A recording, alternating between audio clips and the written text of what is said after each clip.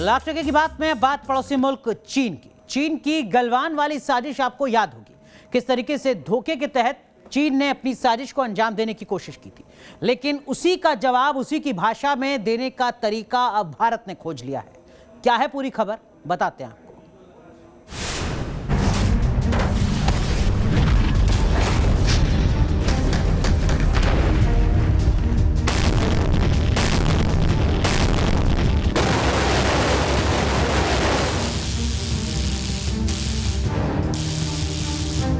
त्रिशूल का वार बीजिंग के लाल सुल्तान की सेना को करेगा बेहाल।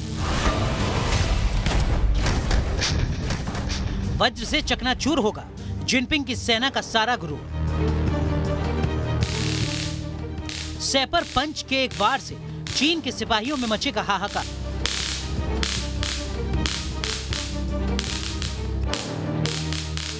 गैर पारंपरिक हथियारों से पापी चीन का होगा सर्वनाश।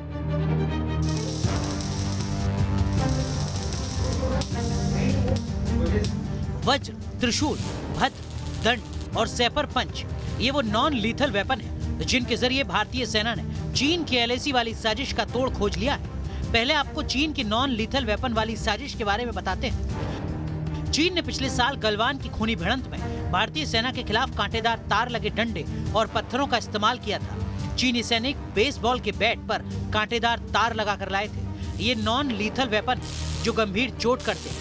भारतीय सेना ने चीन की इस साजिश का काट खोज लिया है। पिछले साल चीन और भारत की खूनी भिड़ंत हुई थी गलवान घाटी में। चीनियों ने हमारे भारतीय सेना के खिलाफ कांटेदार डंडे और टेजर्स का प्रयोग किया था। उसके जवाब में हमारे भारतीय सुरक्षा बल ने हमें कुछ नॉन लीथल वेपन्स बनाने का प्रोजेक्ट दिया, जिसमें कि ये हमारा पहला नॉन लीथल वेपन है वज्र, जिसमें बिजली दौड़ती है और इसमें कांटेदार स्पाइक्स हैं। वज्र के अलावा कई भारतीय पारंपरिक हथियारों को भी तकनीक के माध्यम से ज्यादा मारक बनाने की कोशिश की गई है। इलेक्ट्रिक शॉक वाले त्रिशूल इनमें सबसे शानदार है।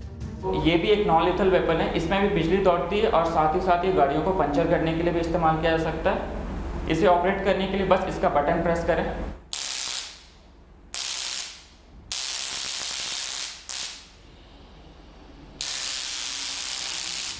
मेक इन इंडिया के तहत दिल्ली से सटे नोएडा की एक फर्म सुरक्षा बलों को ये नॉन लेथल वेपन सप्लाई कर रही है।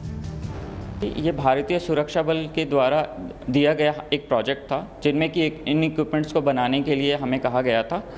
स्पेसिफिकली हम किसी भी ऑर्गेनाइजेशन का नाम नहीं ले सकते, लेकिन ये हमने भारतीय सुरक्षा बल के कई सारे बटालियंस में हमने देना शुरू कर दिया। इनफैक्ट डिलीवर भी कर चुके हैं और काफ़ी अच्छा रिस्पॉन्स रहा है उनका, और कई सारे ऑर्डर्स और भी एग्जीक्यूट हो रहे हैं। भद्र एक खास तरह की ढाल है जो जवान को पत्थर के हमले से बचाती है। इसमें बहने वाला करंट दुश्मन को जोर का झटका धीरे से देता है। इसका नाम भद्र है, जो कि एक शील्ड है, और इस शील्ड में इस पूरे सेक्शन में एक करंट दौड़ती है, बिजली दौड़ती है, जो कि इस्तेमाल कर सकते हैं। चाहे सामने से हमारे दुश्मन अगर हथियार करते हैं, पत्थर फेंकते हैं या कांटेदार कुछ भी फेंकते हैं, तो इसे हम प्रोटेक्ट कर सकते हैं। हमारे जवान बच सकते हैं। सैपर पंच यानी बिजली के करंट वाला ग्लव्स, ये दुश्मन पर पंच मारने में काम आता है। ये करीब 8 घंटे तक बिजली से चार्ज रह सकता है। ये वाटर प्रूफ है और 0 से 30 के तापमान में काम कर सकता है।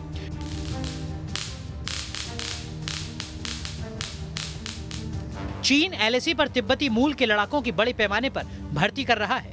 ये फाइटर गुरिल्ला लड़ाई में माहिर माने जाते हैं। चीन अब इन तिब्बती लड़ाकों के जरिए सीमा विवाद को बढ़ाने की फिराक में है। ऐसे में भारतीय सुरक्षा बल भी चीनी सेना को जोर का झटका धीरे से देने की तैयारी कर रहे हैं।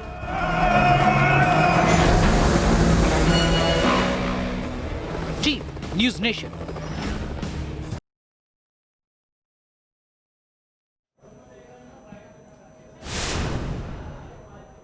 हरियाणा के बहुचर्चित रंजीत सिंह हत्याकांड मामले में पंचकुला की विशेष सीबीआई अदालत ने अपना फैसला सुना दिया।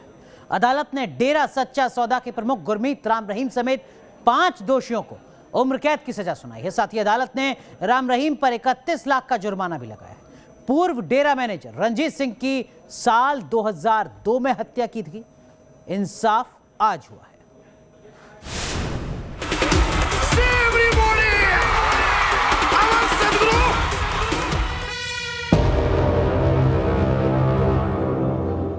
पहले साध्वी यौन शोषण, उसके बाद पत्रकार रामचंद्र छत्रपति की हत्या और उसके बाद डेरा सच्चा सौदा के मैनेजर रंजीत सिंह की हत्या के मामले में गुरमीत राम रहीम की मुश्किलें बढ़ गई हैं। पंचकुला की विशेष सीबीआई अदालत ने 2002 के रंजीत सिंह हत्याकांड में राम रहीम समेत 5 दोषियों को उम्र कैद की सजा सुनाई है। यही नहीं, अदालत ने राम रहीम पर 31 लाख जबकि बाकी दोषियों पर 50-50 हजार रुपए का जुर्माना भी लगाया है। बेशक राम रहीम वीडियो कॉन्फ्रेंसिंग के जरिए अदालती कार्रवाई में पेश हुआ था, बावजूद इसके किसी भी अनहोनी की आशंका को देखते हुए पंचकुला में धारा 144 लागू कर दी गई थी। आईटीबीपी के जवानों से कोर्ट परिसर छावनी में तब्दील हो चुका था। सारे पांचों के 5 मुजरिम को उम्र कैद और बाकियों को 50-50 हजार जुर्माना। बाबा राम रहीम को 31 लाख रुपए जुर्माना। पहले से जेल में सजा काट रहा राम रहीम शुरुआती दौर से रंजीत सिंह हत्याकांड को खुद के खिलाफ साजिश बता रहा था और बार बार इस साजिश में खुद के फंसाए जाने की दुहाई भी दे रहा था। हालांकि अब जब पंचकुला की विशेष सीबीआई अदालत ने अपना फैसला सुनाया तो राम रहीम के वकील मामले को ऊपरी अदालत में चुनौती देने की बात कहने लगे। 5 को लाइफ सेंटेंस दी है और पहले वाली लाइफ सेंटेंस के साथ कंकरेंट चलेगी। अभी आगे हाईकोर्ट में जाएंगे? बिल्कुल अपील में जाएंगे और अपील में जीतेंगे भी। साल 2002 में जब डेरा के पूर्व मैनेजर रंजीत सिंह की गोली मारकर हत्या कर दी गई थी तो उंगलियां राम रहीम पर उठनी शुरू हो गईं। खबरों के मुताबिक रंजीत सिंह गुरमीत राम रहीम के ऐसे राज जान चुका था जिसका सामने आना मतलब राम रहीम के काले साम्राज्य का ध्वस्त होना था। दरअसल इस दौरान एक अज्ञात चिट्ठी ने पूरे डेरे में बवाल मचा दिया था, जिसमें डेरा मुख्यालय में महिलाओं की यौन शोषण की बात लिखी गई थी। शायद यही बात रंजीत सिंह की मौत की वजह बनी। 19 साल बाद अदालत से मिले इंसाफ के बाद रंजीत सिंह का परिवार बेहद संतुष्ट है। मैं 7 साल परिवार के लिए बहुत बड़ा दिन है। आज हमारे जो दादाजी ने इतने समय से संघर्ष कर रहा था, लड़ाई लड़ रहे थे, उनको इंसाफ मिला। बस अगर वो होते और अच्छी बात थी।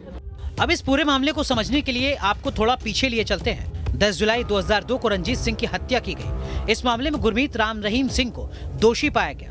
3 दिसंबर 2003 को सीबीआई ने मामले में एफआईआर दर्ज की थी। लंबी जांच के बाद साल 2017 में सीबीआई केस में चार्जशीट फाइल की गई। 8 अक्टूबर को कोर्ट ने रंजीत सिंह की हत्या के मामले में गुरमीत राम रहीम के अलावा कृष्णलाल, अवतार, सबदिल और जसवीर को कोर्ट में दोषी पाया। अभी तो ये पंचकुला की विशेष सीबीआई कोर्ट का फैसला है जिससे मुमकिन है कि आगे चुनौती दी जाए, लेकिन इतना तो तय है कि अदालत के इस फैसले ने रंजीत सिंह के परिवार को थोड़ा सुकून और इंसाफ पर भरोसे को और जगा दिया है। Team news nation. सर्दी शुरू होते ही वायु प्रदूषण से पस्त होती दिल्ली इसकी तैयारी में जुट गई। दिल्ली में आज से रेड लाइट ऑन गाड़ियां ऑफ अभियान का आगाज हुआ है। इसका मकसद व्हीकल पॉल्यूशन को कंट्रोल करना है।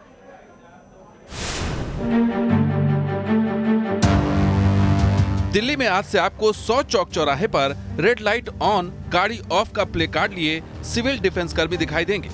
दरअसल केजरीवाल सरकार ने एयर पोल्यूशन के खिलाफ महाअभियान की शुरुआत की है। वायु प्रदूषण के खिलाफ दिल्ली के इस युद्ध में रेड लाइट ऑन गाड़ी ऑफ अभियान का आगाज किया गया है। मकसद है वाहनों के जरिए फैलने वाले वायु प्रदूषण को कंट्रोल करना। टारगेट है दिल्ली अपने हिस्से के प्रदूषण को कम करने की कोशिश करे। दिल्ली में जो वाहनों से निकलने वाला प्रदूषण है, अब उस पर लगाम लगाने की तैयारी जो है वो दिल्ली सरकार ने की है। सर, ये रेड लाइट ऑन और गाड़ी ऑफ, इससे कितना फर्क पड़ने वाला है? देखिए, दिल्ली के अंदर डस्ट पोल्यूशन के खिलाफ सरकार अभियान चला रही है। साथ ही साथ व्हीकल पोल्यूशन जो है, गाड़ियों का जो प्रदूषण है, जो हम रेड लाइट पर बेवजह गाड़ियां चालू रखते हैं और उससे जो धुआं निकलता है उसको कम करने के लिए आज से रेड लाइट ऑन गाड़ी ऑफ कैंपेन शुरू किया गया।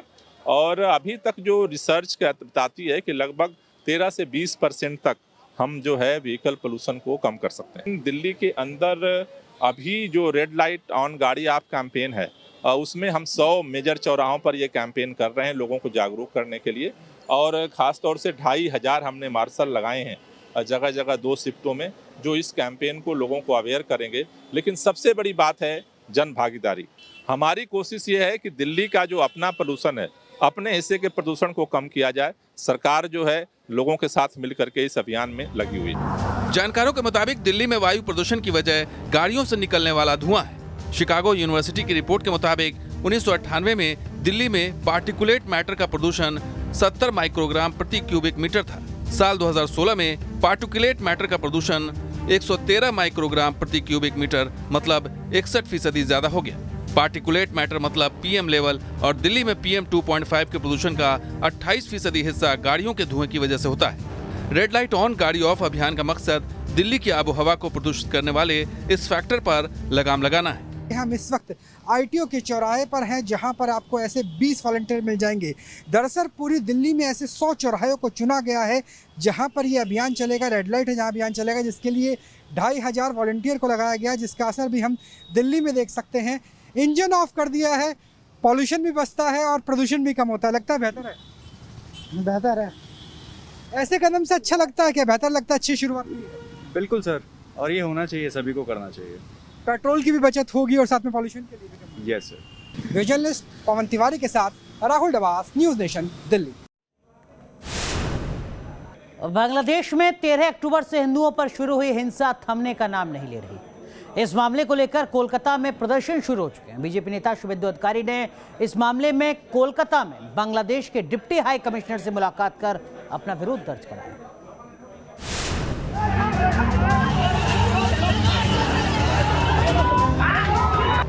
बांग्लादेश में हिंदुओं को निशाना बनाकर हमला।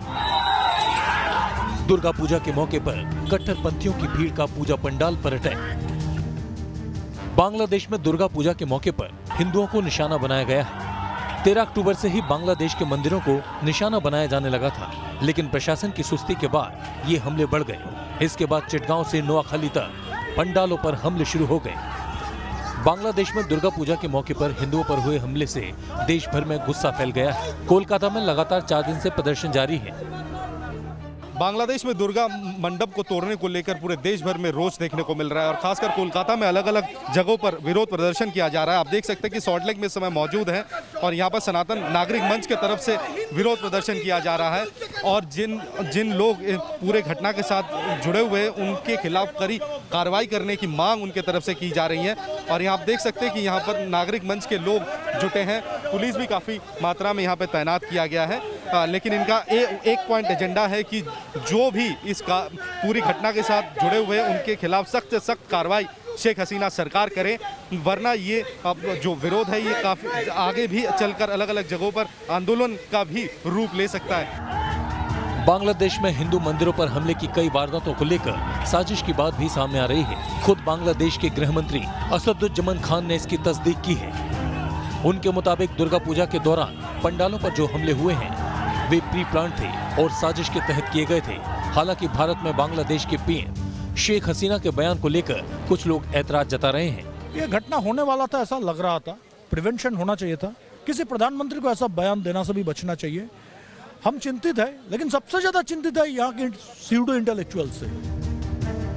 15 अक्टूबर को नोआखाली में इस्कॉन मंदिर में तोड़फोड़ की गई थी। मंदिर समिति के दावे के मुताबिक 200 लोगों की भीड़ ने इस्कॉन के एक मेंबर को मार डाला था।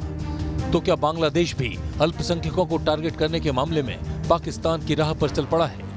आखिर बांग्लादेश में हिंदुओं पर हमला करने वाले मुजरिम कब कानून के शिकंजे में होंगे? जिस दिन विजयदशमी थी उस दिन वो इस्कॉन मंदिर के सामने जो नाव खाली है वहाँ पर आकर 500 लोग आए, उसमें से 200 लोग मंदिर में घुसे। पहले घुसने से पहले दुर्गा मंडप को तोड़ा, दुर्गा जी की डेटिस को तोड़ी, फिर मंदिर में घुस के सभी भक्तों को पीटना शुरू किया, कुछ भक्तों को किडनैप करके लेके गए। वीडियो जर्नलिस्ट सुमित सरकार के साथ तपस सेन गुप्ता, न्यूज़ नेशन, कोलकाता।